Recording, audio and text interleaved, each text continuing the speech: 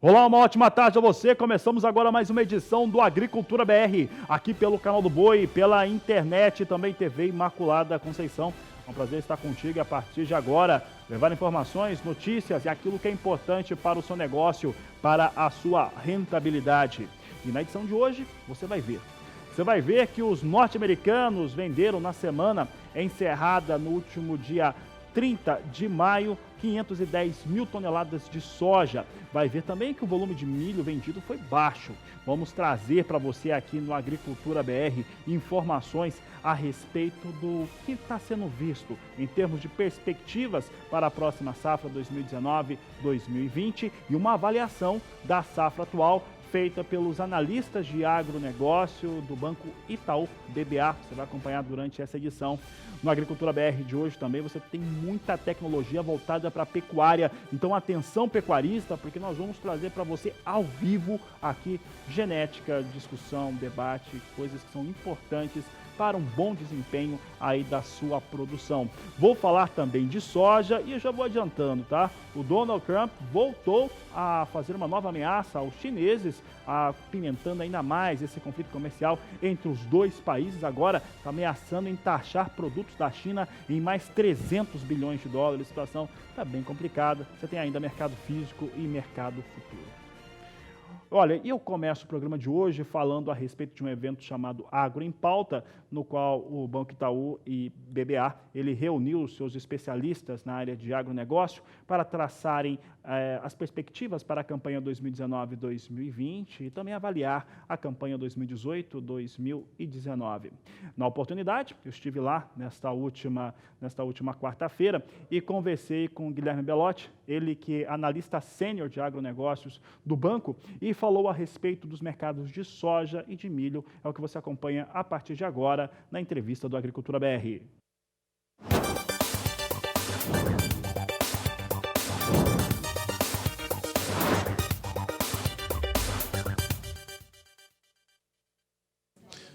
Conversamos agora sobre agronegócio, cenário internacional e aqui local para soja e milho. Para falar sobre esse assunto, eu converso com o Guilherme Belotti, ele que é analista sênior de agronegócios do Banco Itaú BBA. Guilherme, em relação à soja, primeiramente, nós temos alguns fatores influenciando o mercado. Conflito de China e Estados Unidos, questão do plantio da soja norte-americana e também o que vem acontecendo aqui no Brasil em relação a prêmio, em relação a dólar também. Como é que vocês têm visto o mercado para a soja? Com relação ao mercado de soja, nós estamos saindo de ano safra global 18 e 19 com níveis de estoques bastante elevados, né? Isso, em condições normais de temperatura e pressão, sugeriria que nós tenhamos algum espaço para algum tipo de quebra de produção no próximo ano, sem que isso afete de maneira significativa os preços internacionais. Obviamente, todo esse atraso no plantio de soja norte-americana tem estado no radar e entra no radar, ele traz uma volatilidade muito grande para os preços internacionais, para os preços em Chicago, mas o fato é que nós, nas nossas estimativas, para que os preços de fato tenham uma alteração estrutural de cotações, nós teríamos que ter um balanço que se reduzindo em algo ao redor de 35, 40 milhões de toneladas. Então, assim, esse é o número que nós temos no radar para que de fato os preços internacionais da soja subam de maneira mais significativa. Voltando os olhos para o Brasil e a precificação para o produtor local, e aí nós temos alguns outros componentes, né? Eu acho que o primeiro componente diz respeito ao nível de prêmios, e os prêmios eles têm aumentado de maneira bastante significativa na esteira da guerra comercial entre China e Estados Unidos. Isso tem aberto espaço para que os prêmios nos portos aqui no Brasil aumentem. E o outro fator que é super relevante diz respeito à taxa de câmbio. A desvalorização recente que nós tivemos do câmbio aqui no Brasil também acabou contribuindo para a melhora da precificação dos mercados locais. Se de um lado isso contribuiu, e por outro, há uma preocupação em relação ao comportamento dessas variáveis nos próximos meses, né? Ao passo que nós tivemos, por exemplo, uma valorização do câmbio à medida em que a reforma da Previdência caminha aqui no Brasil, ou os níveis de prêmios se reduzam um pouco em relação aos patamares atuais pela uma redução do ímpeto chinês de importações, isso pode acabar impactando os preços locais. Podemos dizer, Guilherme, que nós temos ali um patamar, principalmente em relação a câmbio, antes da reforma da Previdência, e provavelmente teremos um outro, e aí isso impacta todo produtor que trabalha com produto de exportação e que importa insumos? Acho que esse, de fato, é um elemento de risco bastante relevante, principalmente no momento agora que nós estamos começando a olhar a formação de custo da safra 19 e 20. Né? Hoje nós estamos formando um custo, né, com um câmbio mais desvalorizado, e há uma perspectiva, caso a reforma da Previdência seja endereçada, nós tenhamos aí um câmbio mais valorizado. Isso significa que pode ser que nós tenhamos uma formação de custo num câmbio maior e a precificação da soja no momento de colheita da safra num câmbio menor, o que pode impactar as margens do produtor. Tendo isso em vista, é super relevante que o produtor fique atento à gestão de risco, evitar grandes descasamento, para que não seja pego em condições menos favoráveis do ponto de vista de comercialização. Encerrando o assunto soja, uma última pergunta sobre soja, Guilherme. Essa questão lá nos Estados Unidos, os recursos subsidiados pelo governo norte-americano para tentar reposicionar o produtor de lá em relação às perdas com a China, deve chegar a 14, 15 bilhões de dólares. Isso pode mudar um posicionamento do produtor norte-americano que perdeu a janela de milho e plantar soja, tentar plantar soja de qualquer maneira? Acho que sem dúvida nenhuma, se isso for atrelado à área plantada na safra 19 e 20, pode ser sim que nós tenhamos uma migração maior do que nós esperaríamos da área de milho, né, que foi perdido o plantio, para a área de soja nos Estados Unidos. Guilherme, agora falando de milho. Milho é um mercado que nas últimas semanas, colocamos no último mês, ele começou a trazer algumas surpresas. Os números da Secretaria de Comércio Exterior, do Ministério da Economia, já mostrou uma exportação maior. Há um preço no mercado físico brasileiro que é mais interessante para o produtor, mesmo com a safra já começou a ser colhida. Segunda safra colhida e uma grande safra entre 70 até 74 milhões de toneladas nessa segunda campanha. Qual que é a visão do banco hoje para esse mercado? De fato, o mercado de milho ele teve uma grande reviravolta, né? Nossa expectativa há 2 meses, há 1 mês e meio, era que, de fato, nós teríamos preços de milho aqui no Brasil um pouco mais deprimidos, muito na esteira desse grande excedente de exportação que nós vamos produzir e, consequentemente, teríamos que ter um desconto da paridade de exportação para colocar o nosso milho no mercado internacional, mas na medida em que foi se cristalizando aí o atraso do plantio de safra norte-americano e, de fato, agora a janela ideal de plantio já acabou, provavelmente nós vamos caminhar por uma redução um pouco mais relevante dos níveis de produção nos Estados Unidos. Isso, sem dúvida nenhuma, abre espaço para o milho brasileiro no mercado internacional, e isso foi o que refletiu no aumento das cotações aqui no Brasil nas últimas 2 semanas. Né? Se nós compararmos aí os preços há 2 semanas, eles aumentaram aí cerca de 7 a 8 reais nos últimos 15 dias aqui no Brasil.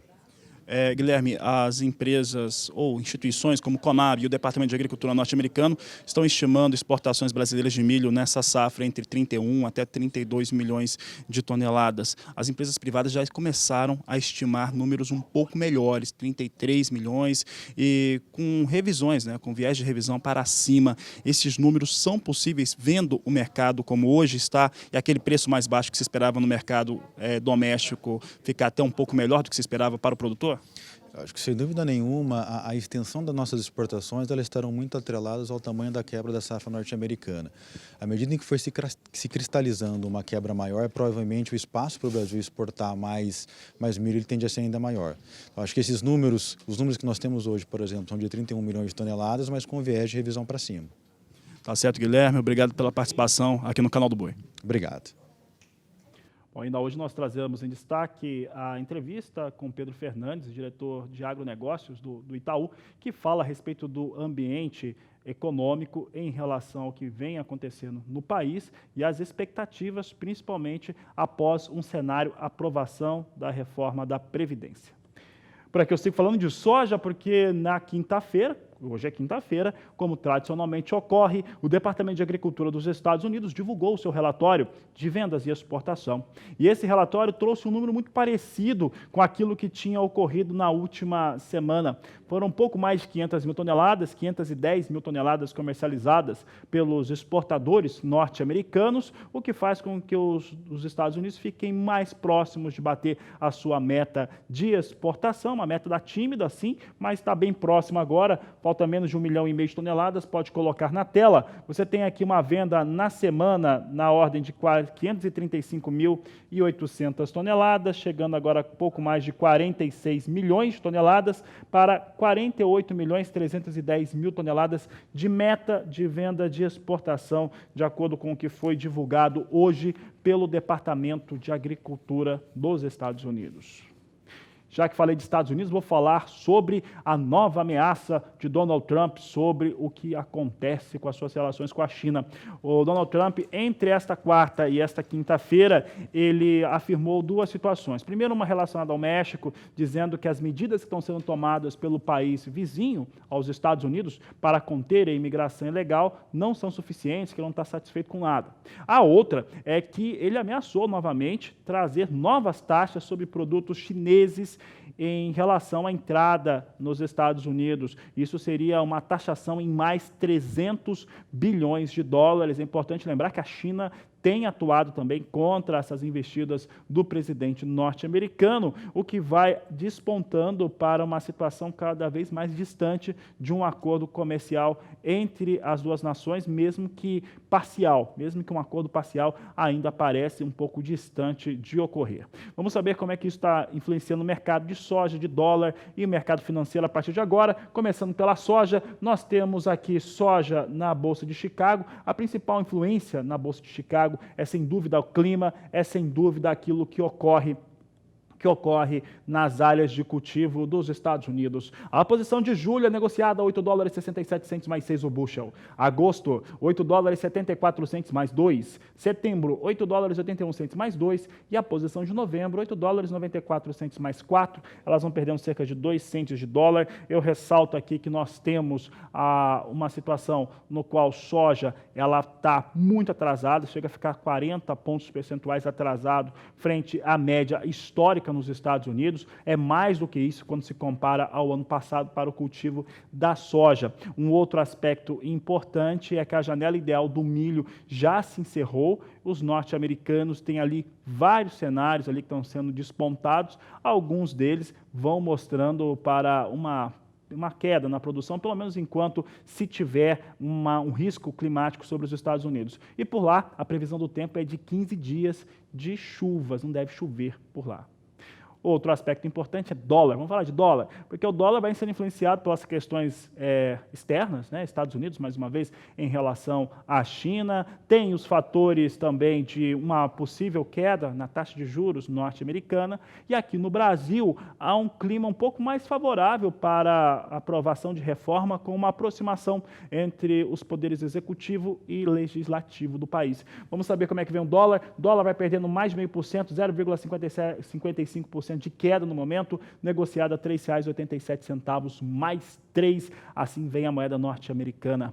Bom, e é sobre este assunto que eu converso agora com Walter Pulga Júnior, sobre mercados também. Pulga, política interna e externa afetando aqui as movimentações, é uma situação comum, mas hoje parece que as coisas começaram a se abrir um pouco, pelo menos aqui no Brasil. Boa tarde, Pulga.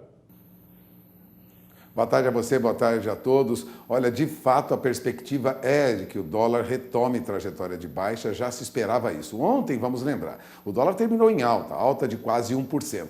Mas também vale lembrar que ontem mesmo nós tivemos dólar abaixo de 13,85. Chegou à faixa de 13,84, ou seja, houve uma grande oscilação já ontem, o que mostrava que mesmo com a alta no final do dia de 1%, na verdade, nós temos aí uma perspectiva de recuo do dólar. E foi o que ocorreu desde a abertura dos negócios no mercado de câmbio nesta manhã. O dólar já abriu em queda, já caiu para a faixa de R$ 3,86, agora está na faixa de R$ 3,87, tem uma queda de 0,55%, mas chegou a cair mais, né? Chegou a ceder aí para a faixa de R$ 3,86. Levando em consideração que na mínima de ontem chegou a operar em alguns momentos na faixa de 13,84, há perspectiva mesmo para o dólar baixar, porque os investidores avaliam, na verdade, o que ocorre no ambiente internacional. E o Banco Central Europeu manteve, inalterada a taxa de juros cobrada lá, na região do euro, acrescentando os dirigentes do Banco Central Europeu que o custo do dinheiro continuará onde está, ao menos até o primeiro semestre de 2020. mudando aí qualquer indicação anterior que apontava para a manutenção das taxas até o final de 2019. Agora já esticaram para 2020. Isso traz para o mercado uma perspectiva diferente, que traz vantagem no médio e longo prazo até para moedas de países emergentes como o real. Então é mesmo de se esperar uma queda agora mais consistente, não acentuada, mas consistente do real, do dólar frente ao real. Portanto, valorização do real. Enquanto o mercado de câmbio está trabalhando com essa perspectiva de baixa, Fabiano, nós temos também uma perspectiva de alta para o nosso índice Bovespa, que agora há pouco voltava aí à faixa dos 96.600 pontos, né? Tinha uma alta de 0,65%.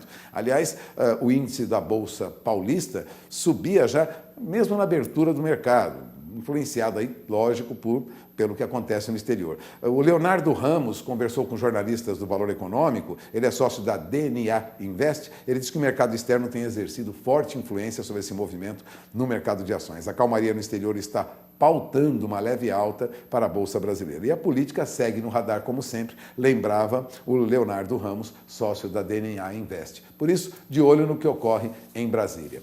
E o que ocorre em Brasília preocupa também quem trabalha com agronegócio, Fabiana, porque acaba de ser anunciado no jornal Valor Econômico que o Ministério da Agricultura adiou o anúncio do Plano Safra 2019-2020.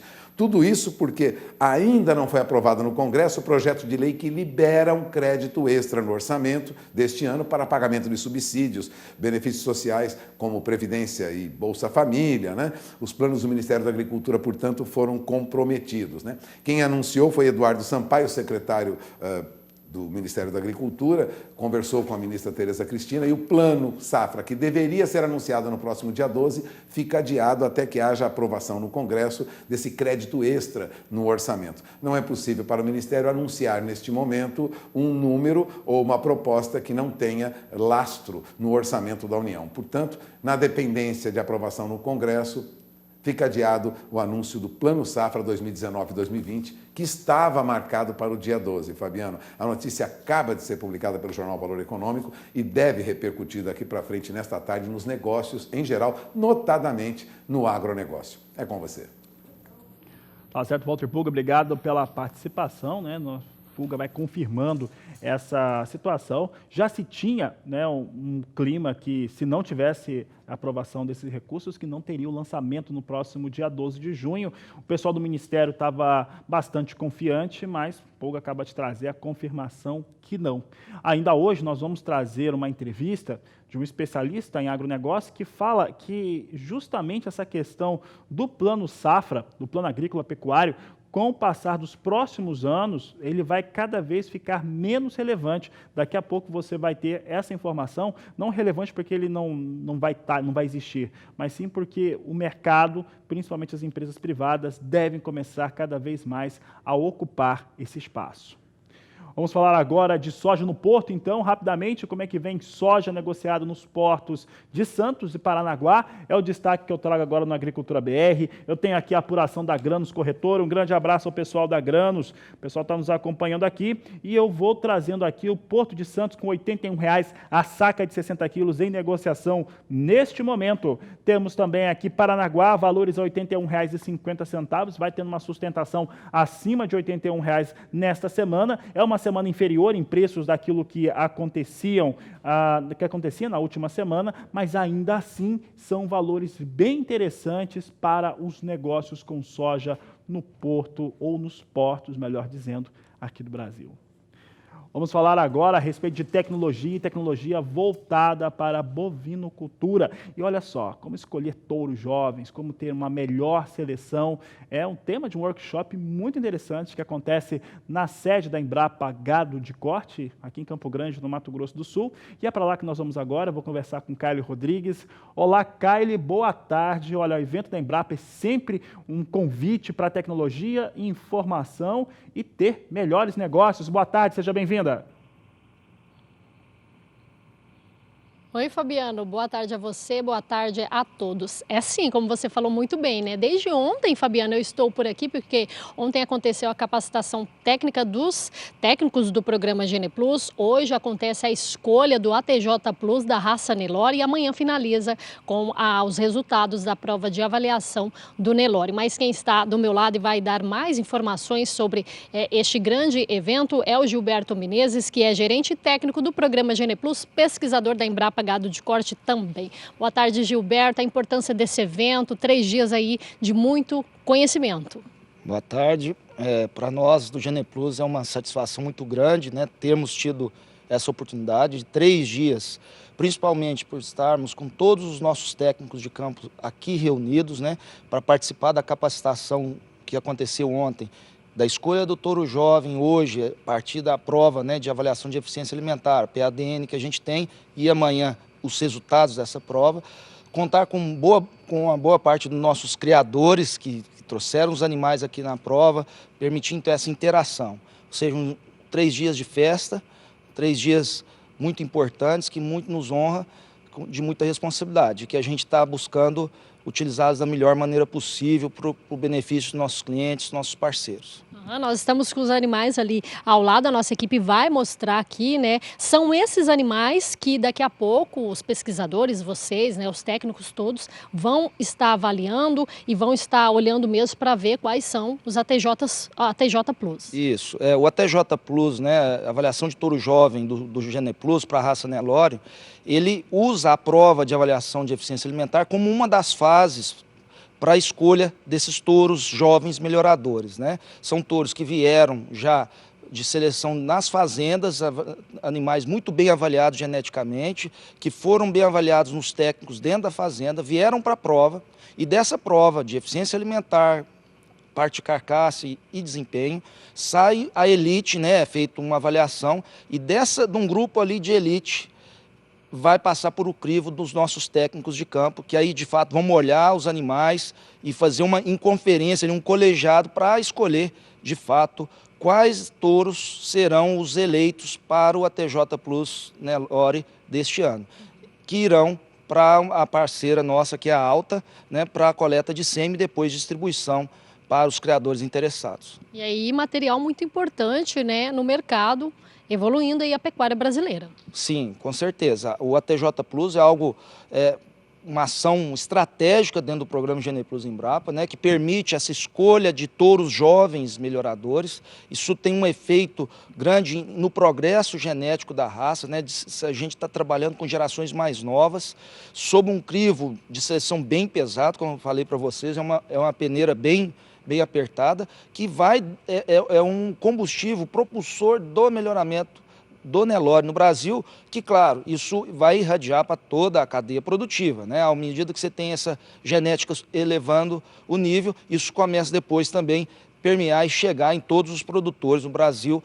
para ter um animal mais produtivo, com a carne de melhor qualidade, e isso gerando mais lucro para toda a cadeia. E amanhã, então, será o resultado oficial da prova de avaliação de desempenho. Como funciona? Esses animais chegam aqui pesando em torno de quanto? Há todo um tratamento especial e eles saem por volta pesando também quanto? Olha, exato. Esses animais chegam aqui pós-sobre-ano, já animais com 18, 19, 20 anos. Que a lógica é o seguinte: primeiro eles passam por uma avaliação dentro das fazendas, né, para não quebrar o processo de avaliação dentro dos rebanhos, né.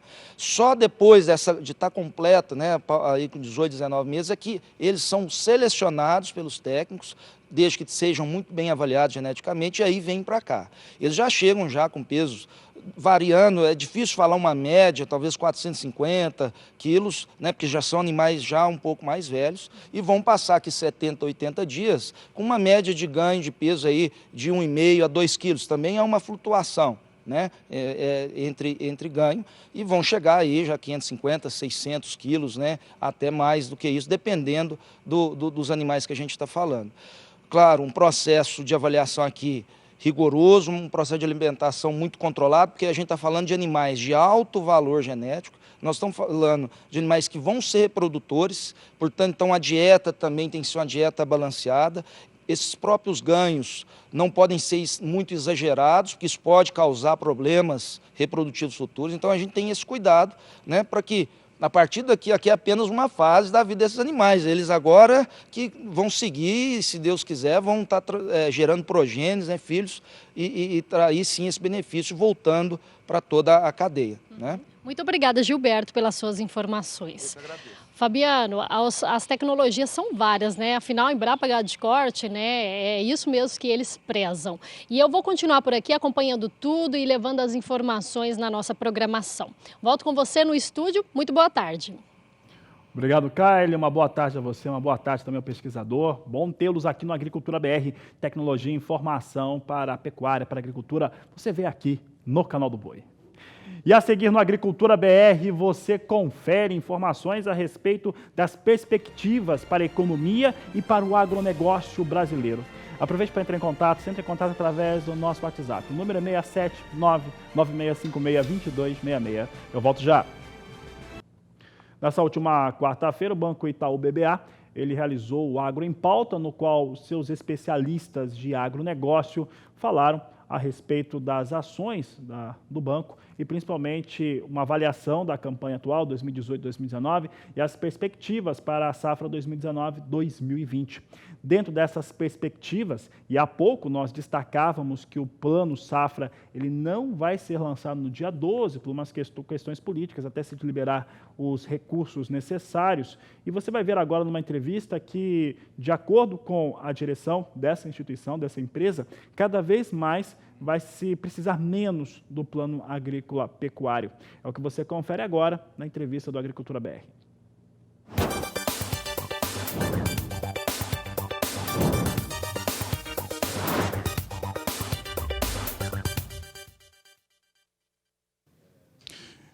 E nós vamos continuar falando aqui sobre agronegócio, sobre mercados principalmente.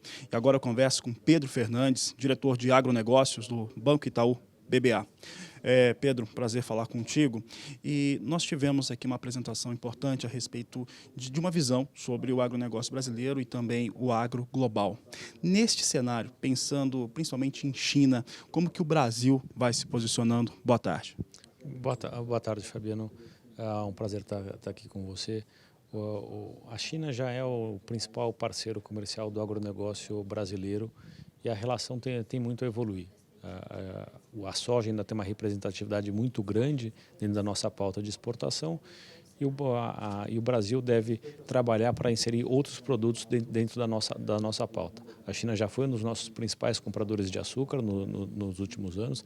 Recentemente, em função de sobretaxas, essa exportação caiu a quase zero e através de um trabalho do Ministério da Agricultura e do Itamaraty, talvez a gente volte a ter acesso a produtos de maior valor agregado, ampliando a importância da nossa relação com a China para muito além de somente grãos.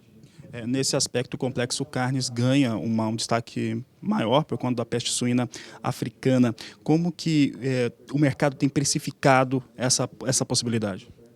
A gente já observa um aumento importante no preço médio de exportação, tanto de todas as proteínas animais, e a nossa expectativa é um aumento na quantidade de exportação, especialmente de aves, ao longo do ciclo de 2019 e 2020, até porque o aumento da oferta e da disponibilidade de suínos e bovinos ela demora muito mais para reagir. Então a gente espera que as exportações de frango tenham um aumento também importante em quantidade ao longo do ano.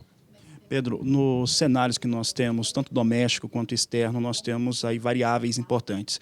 No ambiente doméstico, a necessidade de aprovação de reformas estruturantes, como a da Previdência, que é a primeira delas. No ambiente externo, nós temos sequência com o conflito comercial entre China e Estados Unidos. Como que se posiciona nesse cenário o agro brasileiro e a visão do banco sobre essas possibilidades? A gente acha que esse é um ano de uma expectativa de resultado de resultados menores e também de riscos maiores e riscos incontroláveis. Então a gente acha que não é um ano para apostas. A gente acha que se a expectativa de uma margem agrícola um pouco menor para os produtores, eles não devem apostar numa reforma da Previdência, apostar numa guerra, no que é a solução da guerra comercial entre China e Estados Unidos. A gente acha que é um ano de tirar riscos da mesa e não correr riscos desnecessários. Então, é um ano de olhar muito bem seu fluxo de caixa, olhar a exposição cambial, cuidar muito bem da velocidade de comercialização e da posição de caixa, para justamente não ser surpreendido por um desses dois fatores, que é imponderável qual o resultado que vai sair dali. E, dependendo do que sair, o resultado pode ser muito melhor ou muito pior do que a expectativa inicial. Mas a gente acha que não é o ano para correr risco. A gente sempre olha o nosso agro como um corredor de maratona e não como uma aposta de curto prazo. Então, como o objetivo vai estar saudável no longo prazo, esse ano é talvez travar um ganho, que se ele não é espetacular, ele ainda é bom, e caminhar mais um ano. E aí, ao longo do tempo, com anos de resultados bons e crescendo a atividade. Não é o ano de apostar tudo. E aí a gente pode estar falando, acho que esse conselho serve para os pecuaristas, serve para o cotonicultor, serve para o produtor de soja, milho e mesmo quem está para a indústria de proteína animal, que não é um ano de grandes apostas. Pedro, é um ano também de mudanças significativas na disposição de crédito em relação ao plano agrícola pecuário, que é disponibilizado no país todos os anos. Em relação a esse fator, há uma expectativa de se ter uma participação maior de empresas, de bancos privados, colocando esses recursos à disposição. Há também, com a aprovação de reforma, eu gostaria que você comentasse isso, de uma taxa de juros menor no Brasil e um dólar operando na casa de 3,80 ou fechando o ano a 3,80. Fala um pouco sobre esse cenário aqui nacional com essas novas variáveis, com esses novos cenários. Acho que a gente tem que comemorar que o agro brasileiro ele não depende de recursos subsidiados para existir. Hoje em dia, os recursos do Plano Safra eles representam somente 1/3 dos recursos financeiros, dos recursos de dívida que existem na cadeia do agronegócio. Então, ou seja, 2/3 do dinheiro que financia o agronegócio no Brasil não vem do Plano Safra. E acho que cada vez mais, e acho que a taxa de juros baixa, e a nossa projeção é de uma taxa de juros terminando o ano em 5,75, que essa taxa de juros baixa vai permitir que o agronegócio dependa cada vez menos de subsídio de taxa do Plano Safra, que a gente consiga fazer uma transição desse modelo onde fazer crédito para o agronegócio deixa de ser uma imposição legal e passa a ser uma decisão no banco. E nós, no Itaú, já tomamos a decisão de financiar esse negócio. Hoje em dia, a nossa exposição de crédito no setor agropecuário é muitas vezes maior do que é requisitado pela lei. Então, a gente acha que a gente não vê o Plano Safra passa a ser quase uma não notícia. Acho que antes existia uma grande expectativa do que ia acontecer no Plano Safra, qual era a taxa de juros e que isso ia mudar a expectativa de plantio do que ia ser produzido. E acho que cada vez mais a gente tem visto essa transição suave e o Plano Safra passa a ser cada vez menos importante.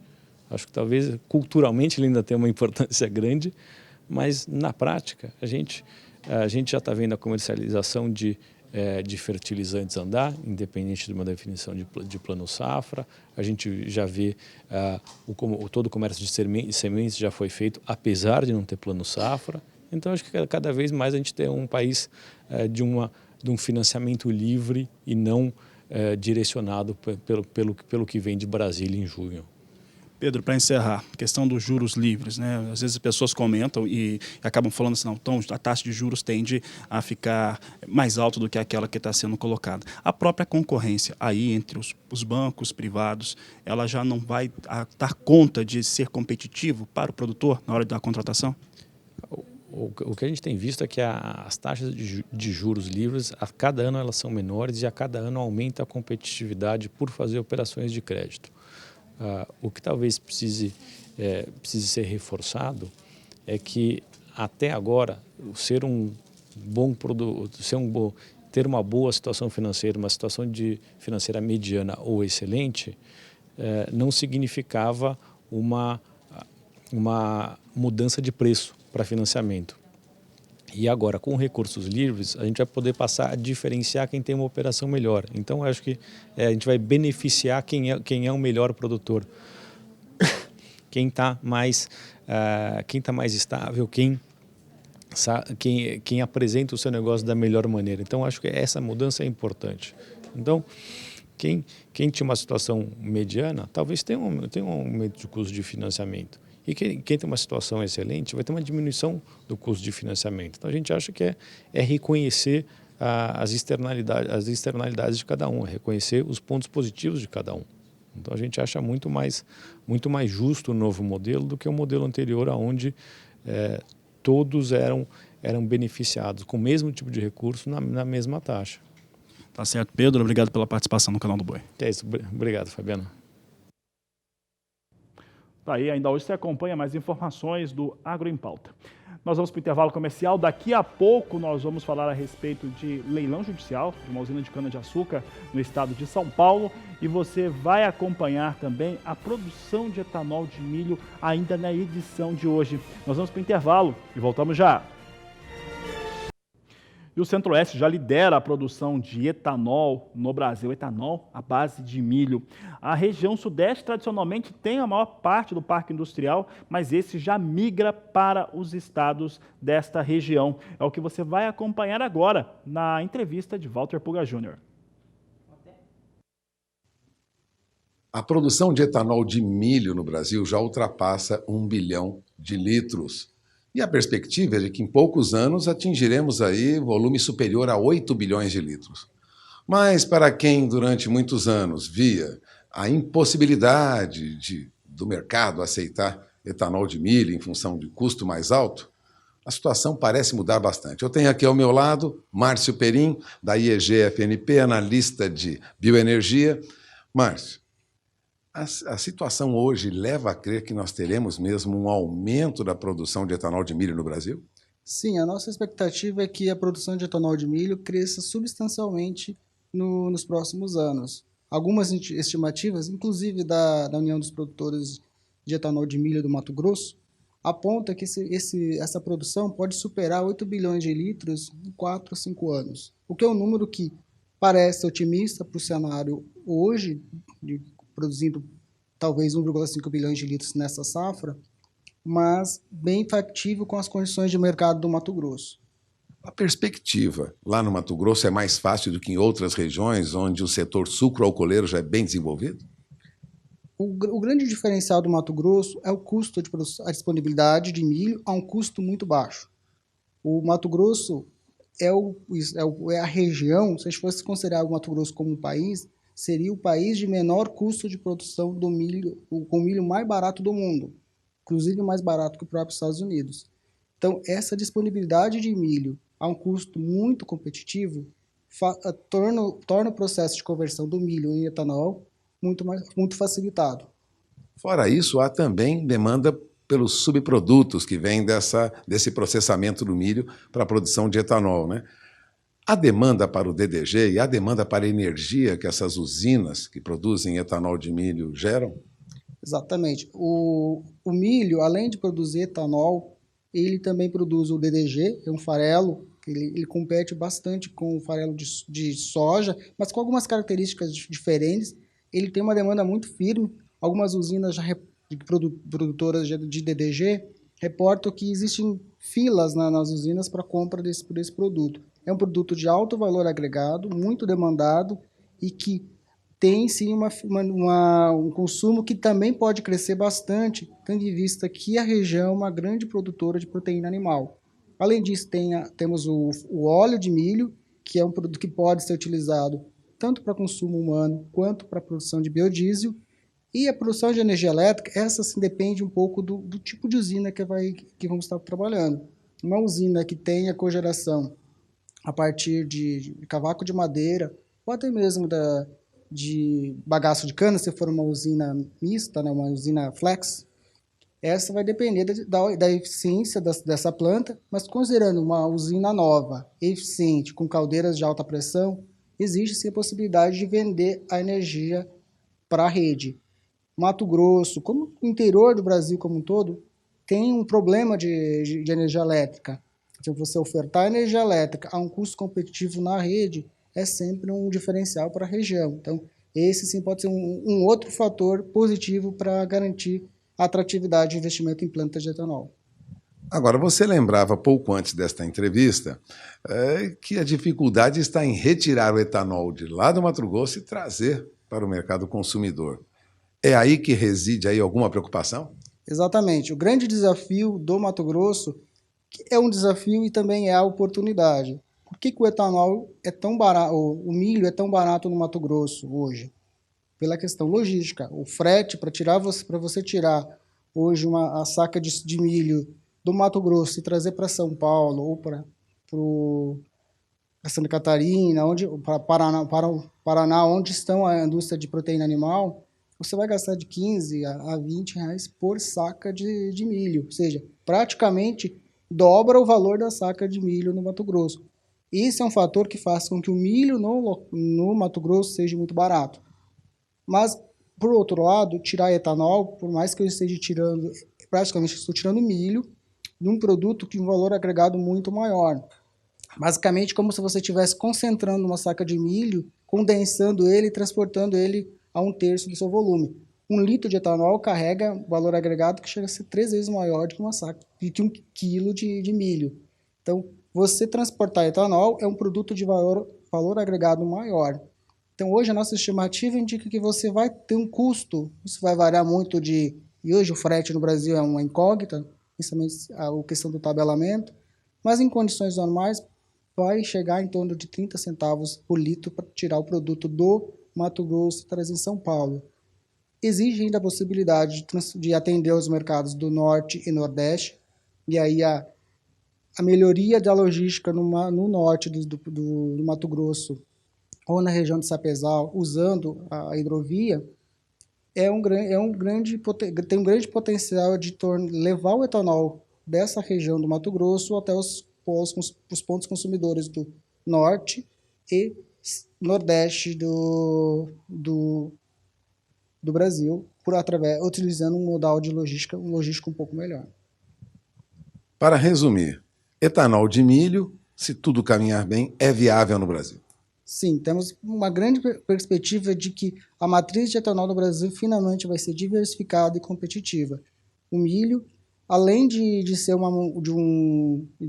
garantir essa diversificação e ampliação da oferta na entre-safra, para o produtor do Mato Grosso como um todo, ele é um grande diferencial. Antes, se você puxar a memória, você vai lembrar dos grandes estoques de milho a céu aberto.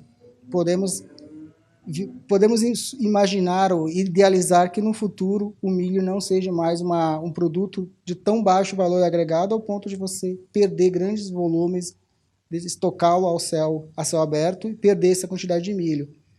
Aumento de preço para o produtor, aumento de renda, melhoria das condições do produtor local. É uma grande perspectiva para o produtor de milho, para o produtor de grãos do Mato Grosso.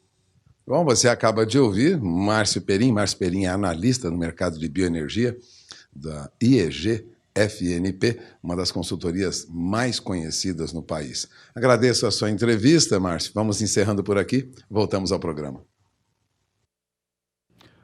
E a Agricultura BR vai para mais um rápido intervalo comercial. Daqui a pouco voltamos com as últimas informações desta edição. E eu trago em destaque de novo o Agro em Pauta. Aconteceu nesta última quarta-feira em São Paulo, uma realização do Banco Itaú BBA. Você vai ver agora o posicionamento das empresas listadas em bolsa e os posicionamentos em relação aos investimentos nas empresas do agronegócio brasileiro.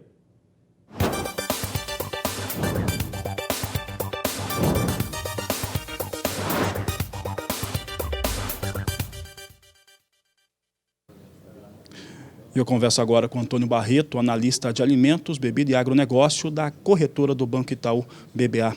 Antônio, a questão dos investimentos hoje, nós temos fatores que estão determinantemente ligados à China, seja por conta da peste suína africana, seja por conta também do conflito comercial com os Estados Unidos. Em torno do que acontece com os investimentos, as ações das empresas listadas aqui no Brasil, como é que tem sido o comportamento, como que a corretora tem visto essas atuações? Até agora, de 2019 para cá, do começo do ano, as ações performaram muito bem, principalmente as ações dos frigoríficos. E todas elas estão entre as melhores performances da Bolsa. Então, o que a gente imagina que vai acontecer é, à medida que a China precisa de mais proteínas, os preços de proteína vão subir, já começaram a subir nos últimos dados de exportação no Brasil. Isso beneficia as empresas de exportação de proteína, a geração de caixa dessas empresas aumenta e isso reduz o nível de endividamento de cada uma dessas empresas. À medida que isso acontece e à medida que o mercado tem uma dose de certeza que isso vai acontecer, o preço das ações reage. Foi o que aconteceu até agora. A gente ainda imagina que tenha mais algum espaço para continuar subindo os preços das ações de proteínas. Existem alguns riscos adicionais ligados à questão de quebra de safra americana, da guerra comercial com a China, mas de maneira geral o pano de fundo é favorável para as empresas de proteína na Bolsa e nas operações. Falando dessas operações em Bolsa, quais são as variáveis, as principais variáveis hoje que influenciam esses negócios e automaticamente as ações dessas empresas e que podem mudar os cenários? Eu diria que os dois grandes temas que estão sendo discutidos hoje são a guerra comercial com a China e a questão da quebra de safra americana e como que ela vai impactar nos preços das commodities. Então, nos nossos cenários, o que a gente imagina é que a quebra de safra americana já levou um aumento de preço, principalmente de milho no mercado internacional. Isso aumenta o preço, o custo das empresas de proteína.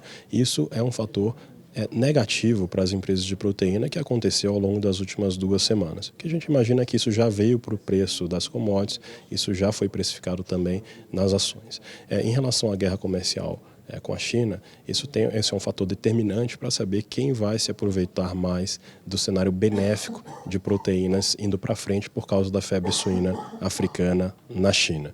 Se os Estados Unidos chegam no acordo comercial, o que a gente imagina é que o benefício para o Brasil, para as empresas exportadoras do Brasil, que já é grande, ele pode ser ainda maior, se o acordo não for chegado. Se os Estados Unidos chegam a um acordo comercial com a China, esse benefício, que vai ser bom também para as empresas brasileiras, mas ele vai ser um pouquinho mais dividido com as empresas americanas, que podem se alavancar um pouco mais nos negócios com a China. Num primeiro momento, falando aqui do mercado brasileiro de ações, é um momento de alta, né? Nós estamos vivendo esse momento que pode se estender por mais algum tempo. É isso, Antônio? É isso. As altas que aconteceram, acho que tem 2 componentes. Uma é de mercado, a Bolsa como um todo ela subiu. Eu acho que isso tem muito a ver com a questão macroeconômica, de reformas. Se essa agenda continuar positiva, acho que isso pode continuar, esse pano de fundo positivo para as ações brasileiras. E se a gente coloca uma foto específica nas empresas de alimentos, que foram ótimas performances ao longo de 2019, o pano de fundo é o cenário de febre suína na China e a gente imagina que ele deve sim beneficiar essas ações e sim, deve ter mais espaço para essas ações performarem. Tá certo, Antônio. Obrigado pela participação no Canal do Boi. Obrigado. E daqui a pouco na Agricultura BR tem um De Olho na Fazenda por aqui. Nós já tem imagens ao vivo de lá. Daqui a pouco o pessoal entra direto de Porteirão, no estado de Goiás, trazendo informações dessa semana especial do Itacenepol aqui no Canal do Boi. Nós vamos para o intervalo e voltamos já. E a partir de agora vamos falar de bons negócios, vamos falar de qualidade, porque nós vamos viajar até o interior de Goiás, a Porteirão, onde João Campo nos traz as informações do Itacenepol. Foi uma semana muito produtiva, bacana e bonita, viu, João? Porque gostamos muito dos animais aí da raça Cenepol e também dessa seleção que o Ita tem trazido aqui na nossa programação. Uma boa tarde, seja bem-vindo. Muito boa tarde, Fabiano. Prazer falar com você, falar com a audiência do seu programa que nos assiste em todo o Brasil e no mundo pela Rede Mundial dos Computadores. 4ª Mega Semana Itacenepol encerra-se hoje e agora nós estamos aqui debaixo do nosso pé de tamarindo, onde fazemos a nossa última participação alocada aqui, porque depois já será direto dos nossos estúdios, na sede da Fazenda Bom Jardim, ali na varanda mais do que agradável do meu amigo Itamar Neto, aonde teremos o nosso leilão hoje à noite com fêmeas jovens, fêmeas prens da estação de monta e alguns reprodutores também. Fiquem ligados conosco, o nosso leilão é 8h30. Agora nós tivemos um reforço no nosso time aqui, né, Ita? Boa tarde. Boa tarde não, João. Bom dia, bom dia, Fabiano, com alegria. Bom dia porque nós ainda não almoçamos e estamos esperando aqui para anunciar. Esperamos um pouquinho, mas até que enfim chegou.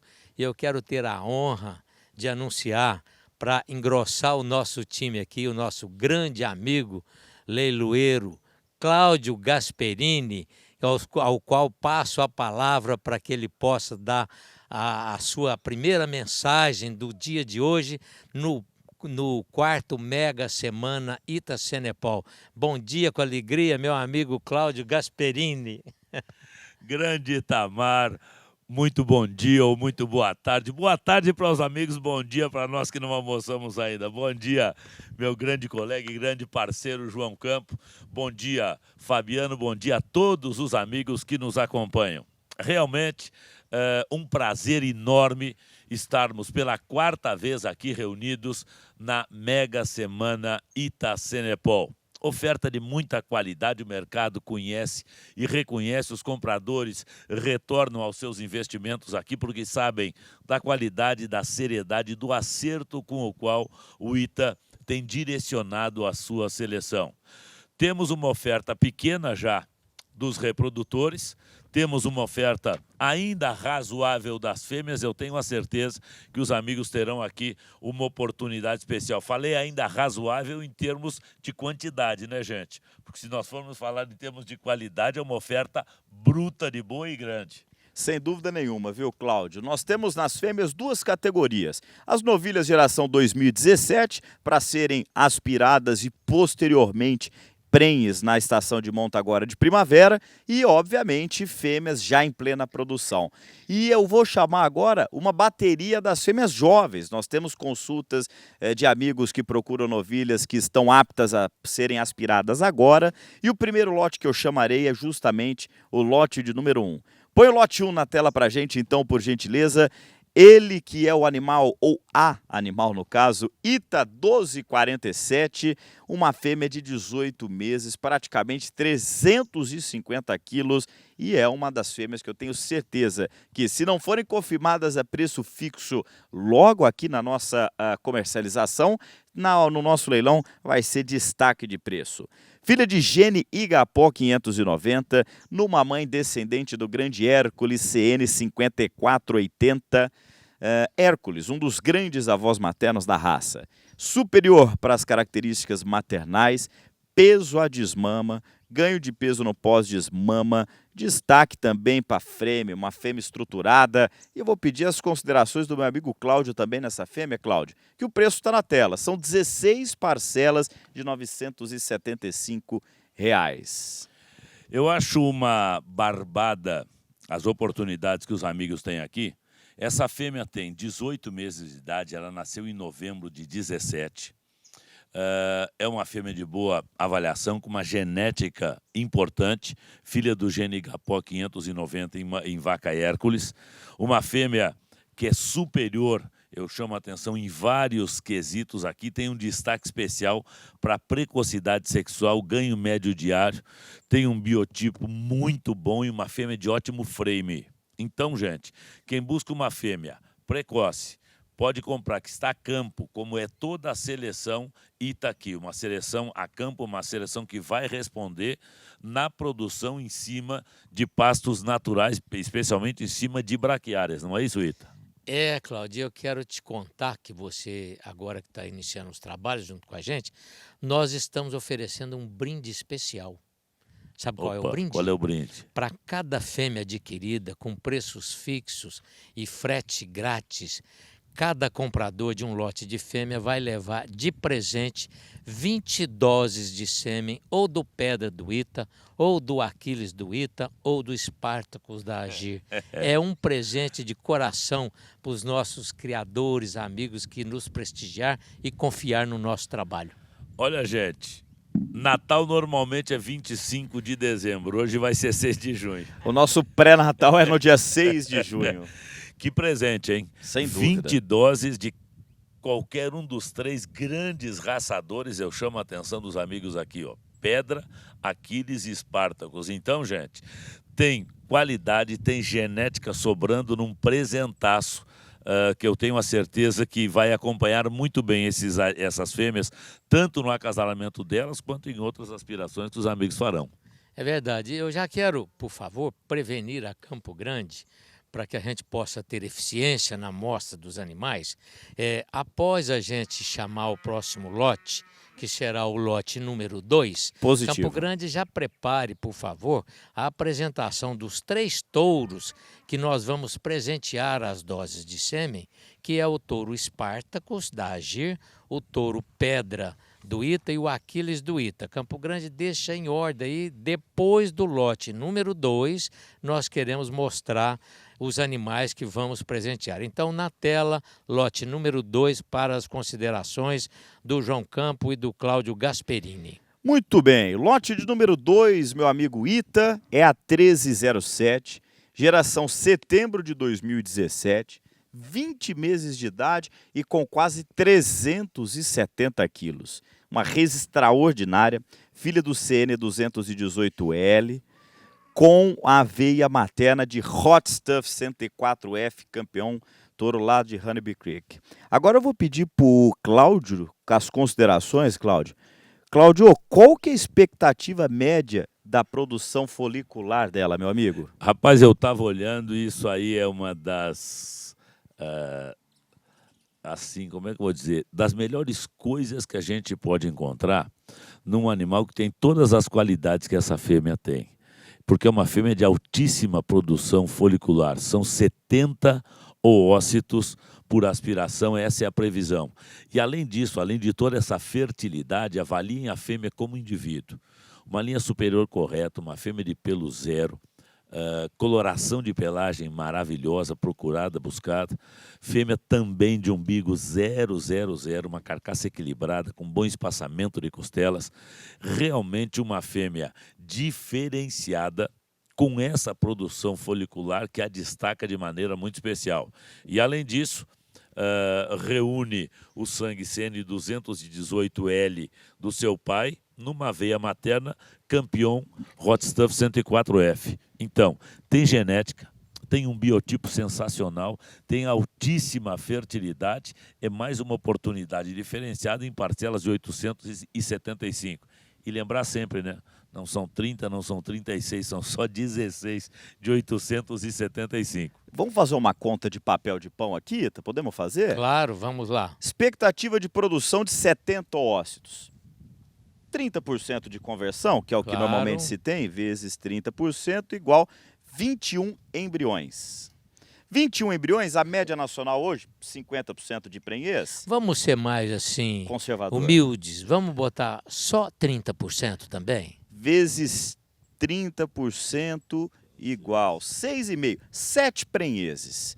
7 prenhezes por R$14 mil. R$2.000 a prenhez no valor genético. Ou seja, é uma quirelinha a mais que um bezerro de corte que ontem o Claudião bateu o recorde lá em Minas Gerais. Gente, dá uma olhada no investimento certeiro que você tem aqui.